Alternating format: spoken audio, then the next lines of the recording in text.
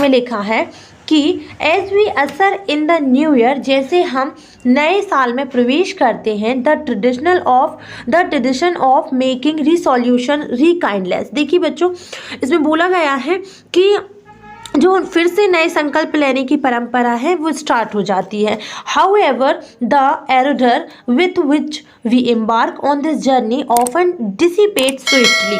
तो बोला गया है कि हालांकि जिस ललक के साथ हम इस जर्नी में मतलब इस जर्नी को प्रारंभ करते हैं, उसी जर्नी के साथ अक्सर देखा जाता है कि हम क्या हो जाते हैं, डिसिपेट्स हो जाते हैं, मतलब जल्दी उसको नष्ट कर देते हैं। Leaving us perplexed because of our inability to sustain the winning spirit। देखिए, विजय की भावना को कायम रखने के लिए क्या करते हैं, कई बार हम जो है छोड़ने की भावना को प्रकट कर लेते हैं हमारे मन में, और जो है कि हम जैसे हम सोचते हैं कि यार हम इसमें इनएबल हैं। इनएबल से मतलब हम इस चीज़ में क्या है, इस चीज़ में हम मतलब सक्षम नहीं है, तो हम उसमें भ्रमित हो जाते हैं कि इसको छोड़ दें क्या। The cross of this dilemma lie in understanding behavioural dynamic between the planning and execution phase. देखिए, यहाँ पर आगे बोला गया है कि जो मूल होता है किसका, दुविधाओं का, डिलेमा लाइज मतलब दुविधाएं होती हैं, जो चीज़ों का जिस चीज़ों में हम फंस जाते हैं वो चीज़ें क्या होती है, एक तो आपका होता है बिहेवियरल डायनामिक, और आपका क्या होता है इसके बाद बिटवीन, मतलब जो है हमारा व्यवहारिक गतिशीलता जो होती है वो योजना और निष्पादन के बीच में जो है फंस जाती है, मतलब विचार करने लगती है। To enable a protective and pragmatic approach while deciding upon a positive affirmation to experience the eureka movement. तो यूरेका मूवमेंट को अनुभव करने के लिए, यूरेका मूवमेंट मतलब वो लोग हो सकता है आपको क्वेश्चन में भी दें कि यूरेका मूवमेंट मतलब क्या होता है। तो यूरेका मतलब एक गणितज्ञ जो द्वारा जो बोला गया शब्द है, तो उसमें वो अपनी भावनाओं को प्रकट करते हैं, जो वो एकदम से खुशी मिलती है और वो बोलते हैं कि हाँ मुझे मिल गया, ठीक है। तो उनके द्वारा ये बोला गया था, ये शब्द एक ग्रीक का है, तो वो ऐसे क्वेश्चन डाल सकते हैं कि ये जो वर्ड है वो कहाँ से लिया गया है ना। और दूसरा चीज़ क्या डाल सकते हैं कि यूरेका का वर्ड मीनिंग बताइए, ठीक है। तो इसका मतलब जब हम बहुत ज़्यादा खुश हो जाते हैं और खुशी में ये निकलता है कि हाँ मुझे मिल गया, तो उसे यूरेका मूवमेंट करते हैं। तो उस मूवमेंट को हमें अनुभव करने के लिए जो क्या होता है, प्रोटेक्टिव एंड प्रैग्मेटिक अप्रोच में, मतलब हमारी जो है जब हम किसी सक्रिय दृष्टिकोण पर पहुंचना चाहते हैं, सक्रिय पुष्टि करना चाहते हैं, पॉजिटिव अफर्मेशन मतलब होता है किसी एक पॉजिटिव साइड पर पहुंचना, तो हम दो चीज़ों में उलझ कर रह जाते हैं। एक तो सक्रियता में मतलब उस चीज़ के निचोड़ में, और दूसरी चीज़ क्या, हम उसके व्यवहारिक दृष्टिकोण में। इन दोनों चीज़ में जो है हम फंस कर रह जाते हैं जब हमें मतलब यूरेका मूवमेंट को अनुभव करना रहता है तब। क्योंकि हम एक पॉजिटिव साइड पर जाने के लिए सबसे पहले तो हमें अपने आप से लड़ना पड़ता है। At the core of numerous obstacle lack of will power emerges as the most critical factor. देखिए, यहाँ पर बताया गया है कि हजारों की संख्या में जो हमारे सामने बाधाएं आती हैं, मुश्किलें आती हैं, उसमें लैक ऑफ विल पावर मतलब कि आपकी इच्छा शक्ति की कमी ही सबसे ज़्यादा उभर के आती है। हमें एक इच्छा शक्ति अगर हमारी कम हो तो हमें वही चीज़ की कमी खलती है, ठीक है। यहाँ पर आगे बोला गया है that can either propel us to success और leave us floundering in defeat. देखिए, यहाँ पर बोला गया है कि या तो वो हमें क्या करेगी, जो हमें हमारी इच्छा शक्ति होती है वो हमें क्या करेगी, या तो हमें वो सक्सेस दिलाने में काम करेगी, या फिर हमें जो है डिफीट को मतलब कि हमारी हार को जो हम लड़खड़ाते हुए स्वीकारते उसे छोड़ने में हमारी सहायता करेगी। मतलब हम जब उस चीज़ के लिए मजबूत हो जाएंगे कि हमें इस चीज़ में असफलता मिली, तो हम उस चीज़ को मतलब पूरे 100% से हम उसे एक्सेप्ट करने की हिम्मत देती है, जो होती है हमारी विल पावर, ठीक है। The Chandogya Upanishad emphasis the concept of will power during Sanat Kumar's dialogue with Narada. देखिए, यहाँ पर बताया गया है कि जब छंदा योग पढ़ा है आपने, और एक उपनिषद है उसमें जब सनातन कुमार का संवाद किससे चलता है, नारद जी से चलता है, तो वो भी विल पावर पे क्या करते हैं, आपका एम्फेस करते हैं, मतलब कि इच्छा शक्ति पर ही जोर डालते हैं, इच्छा शक्ति के कॉन्सेप्ट को ही ज़्यादा गहराई से समझाते हैं। In the Bhagavad Gita Krishna in Vishwaroop Darshan Yog urge Arjun to harness will power to conquer his force. देखिए यहाँ पर बताया गया है कि भगवत गीता में जो कृष्ण होते हैं वो अपने विश्वरूप दर्शन योग में जब क्या कहते हैं अर्जुन को उसको बताते हैं कि जो तुम्हारी इच्छा शक्ति है ना वही तुम्हारा कवच है, इच्छा शक्ति तुम्हारा कवच है तुम्हारे जो दुश्मन है उनसे लड़ने के लिए। ठीक है, यहाँ पर फोर्स का मतलब थोड़ा सा कॉन्सेंट्रेट करिएगा कि हो सकता है वो आपसे फोर्स का अपोजिट पूछ सकते हैं और फोर्स का क्या पूछ सकते हैं और इसका वर्ड मीनिंग क्या होता है। तो फोर्स मतलब होता है दुश्मन, मतलब एनिमी डालेंगे वो, और दूसरी चीज़ इसका अपोजिट क्या होगा, मतलब फ्रेंड भी इसका अपोजिट हो सकता है। ठीक है, तो दो चीज़ पर बड़े ध्यान दीजिएगा। From a neuro scientific lens मतलब कि किसके दृष्टिकोण से, आपकी तंत्रिका वैज्ञानिक दृष्टिकोण से क्या होता है, will power is a skill on through conscious efforts. देखिए यहाँ पर बताया गया है कि सक्रिय चीज़ों के माध्यम से, सक्रिय एफर्ट से क्या बताया गया है कि जो विल पावर है उसे एक कौशल बताया गया है जो आपके हर एक चीज़ में काम देगा। कौशल मतलब समझते हैं जो स्किल्स होती है करने की, जैसे हम बोलते हैं कि हमें ड्राइंग बनाने की स्किल्स है। ठीक है, तो ये सारी स्किल्स होती है, तो विल पावर को भी एक कौशल ही बताया गया है तंत्रिका वैज्ञानिक दृष्टिकोण से। ठीक है, अब यहाँ पर बोला गया है practice such as a positive self talk, meditation, mindfulness and prayer. तीन चीज़ों के बारे में बताया गया है। सबसे पहले तो क्या, आपका खुद से पॉजिटिव बातें करना। पॉजिटिव मतलब आप समझ रहे हैं इस चीज़ को कि सक्रियता से बात करना, सकारात्मक बातें करना। ठीक है, पॉजिटिव बातें करना। इसके बाद मेडिटेशन मतलब होता है ध्यान लगाना। माइंडफुलनेस एंड प्रेयर, प्रार्थना करना। Can sculpt the neural magnetism crucial for robust will power. देखिए बताया गया है कि ये तीनों चारों चीज़ें जो है आपको क्या करेगी, जो आपकी इच्छा शक्ति है इसमें नए तंत्रिकाओं के रूप में उभर के आएगी। जो तुम्हारी विल पावर इच्छा शक्ति होगी वो, सो लेट अस मतलब नई नई तंत्रिकाओं का जन्म देगी तुम्हारी इच्छा शक्ति। So let us ensure that demonic forces within do not subject our will power instead. देखिए बताया गया है कि तो चलिए इंश्योर करते हैं, क्या करते हैं, सुनिश्चित करते हैं कि हमारे शरीर में, हमारे जीवन में किसका शासन चले, हमारे जीवन में राक्षसीय शासन की जंग है। मतलब राक्षसीय जो हमारी पावर होती है, तो हमें ये इंश्योर करना चाहिए, हमें ये सुनिश्चित करना चाहिए कि हमारे शरीर में राक्षसीय शक्ति का शासन चलने की बजाय instead let the divine forces govern our life. तो हमें क्या करना चाहिए, बजाय इसके कि हमारे अंदर दैत्य शक्ति का शासन चले, हमें क्या करना चाहिए, हमारे अंदर दैविक चीज़ों को लाना चाहिए। दैविक चीज़ें मतलब पॉजिटिव वेव्स। ठीक है, तो हमें ऐसा सुनिश्चित करना चाहिए कि हमारे अंदर जो है पॉजिटिवता का शासन चले, मतलब कि आपका डिविन पावर का दैतीय जगह पर दैविक शक्तियों का शासन चले। As expounded in the Bhagavad Gita chapter on the yoga of divine and of division of divine and demonic nature. देखिए यहाँ पर बताया गया है कि भगवत गीता के अध्याय में भी जो आपका डिविन और डेमोनिक नेचर मतलब कि दैविक और दैत्य नेचर के बीच में, दैत्य और दैविक व्यवहार के बीच में जो है आपका डिवीज़न किया है, अलग अलग अंतर बताया है।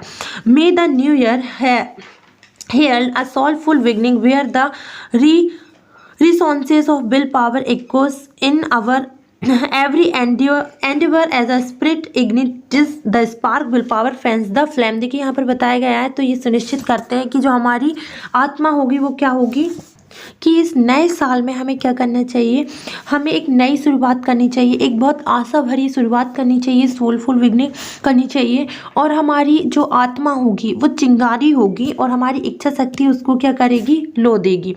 Will power equals in our every endeavor as spirit ignites the spark will power fans the flame। तो यहाँ पर वही बात बोली गई, हमारी आत्मा होगी वो क्या होगी, हमारी चिंगारी होगी। और हमारी चिंगारी को हवा कौन देगा या लो कौन देगा, हमारी इच्छा शक्ति। ठीक है, तो यहीं से ये पैसे ख़त्म होता है। आप इसके क्वेश्चन आंसर करते हैं जो कि 10 नंबर के हैं, इसीलिए मैंने इस पैसेज को बड़े ध्यान से पढ़ाया है, क्योंकि ये प्रैक्टिस सेट पेपर में है, तो आप समझ रहे हैं क्यों ये बहुत ज़्यादा इम्पोर्टेंट है। फर्स्ट देखिए, what is the central challenge discuss in the passage regarding new year solution. देखिए यहाँ पर फर्स्ट में ही हमने बात करी थी कि नई शुरुआत करने के लिए, नया संकल्प लेने के लिए, नई प्रारंभ करने के लिए किसका मतलब क्या चैलेंजेस चीज़ें हैं, क्या चुनौतियां हैं हमारे सामने, लैक ऑफ प्लानिंग की, या फिर inability to sustains the winning spirit, या फिर परप्लेक्सिटी इन डिसीजन मेकिंग, या फिर इग्नोरिंग पॉजिटिव अफर्मेशन। बताइए। तो इसमें जो है आंसर होगा आपका बी वाला, inability to sustains the winning spirit. मतलब हमारी जो असक्षमताएं हैं, मतलब जो हम इनएबल हैं, किसी भी चीज़ को करने में असमर्थ हैं, वो हमें क्या करती है, विजय की भावना को बनाए रखने में जो है कमी महसूस कराती है। तो फर्स्ट में ये चीज़ दी गई थी आपको। सेकंड वाला देखिए, ये अकॉर्डिंग टू छंद योग उपनिषद, छंदा योग उपनिषद क्या बताया गया है, what a concept is emphasizing during Sanatan Kumar's dialogue with Narada. देखिए कौन सा कॉन्सेप्ट पर जोर दिया था जब सनत कुमार का संवाद नारद जी से चल रहा था। तो क्या माइंडफुलनेस पर जोर दिया था उन्होंने, या फिर पॉजिटिव अफर्मेशन पे, या फिर विल पावर पर, या प्लानिंग पर। तो आप ज़रा बीच की लाइन में देखना, क्योंकि मैंने आपको छंदा योग उपनिषद के अकॉर्डिंग ही बताया था कि उन्होंने किस पर जोर दिया था, विल पावर पे। किस पे दिया था, विल पावर पर। यहाँ पर अगर आप ध्यान से पढ़ेंगे तो यहाँ पर बड़े आराम से लिखा है, कहाँ पर, देखिए देखिए यहाँ पर,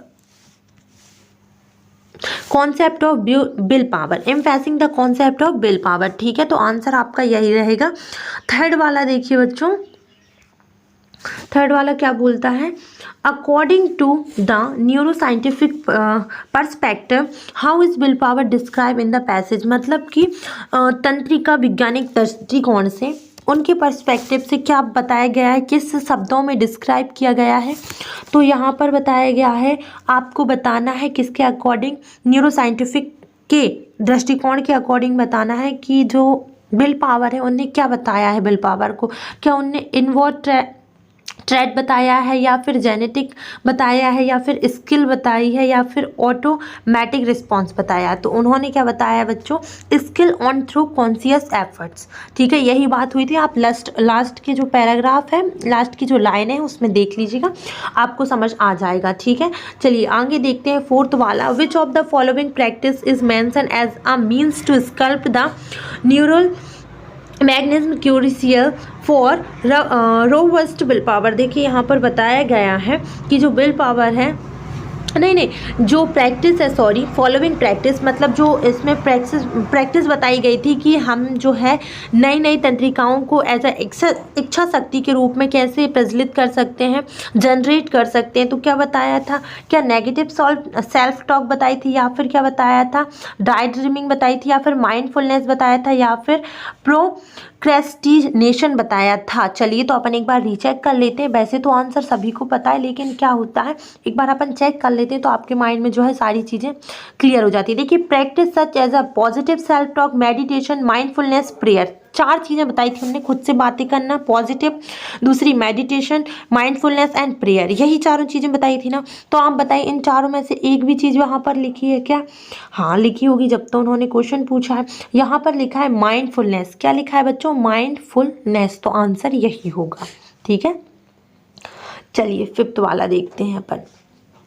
What does the Bhagavad Gita chapter on the yoga of the division of divine and demonic nature emphasizing regarding will power? देखिए बताया गया है कि विल पावर, वो भगवत गीता के जो चैप्टर है जिसमें बताया गया है दैवियों और दैत्य शक्तियों के बीच में अंतर, उसमें जो है नेचर ने किस चीज़ पर एम्फेस किया है, इग्नोरिंग विल पावर, या फिर लेटिंग डेमोनिक फोर्सेस गवर्न, या फिर लेटिंग डिविन फोर्स गिवन, या फिर minimising the role of will power. देखिए यहाँ पर आंसर होगा ये, क्योंकि जब भगवत गीता के चैप्टर को बताया गया है तो उन्होंने एग्जैक्ट वर्ड में बोला था, लास्ट लाइनें पढ़ लीजिएगा आप लोग, उन्होंने बिल्कुल क्लियरली बताया है कि हमारे शरीर पर किसका शासन होना चाहिए, दैविक शक्तियों का। किसका? दैविक शक्तियों का। यहाँ पर देखिए आप लोग, देखिए let the divine forces govern our life as expounded in the Bhagavad Gita chapter. देखिए बताया गया है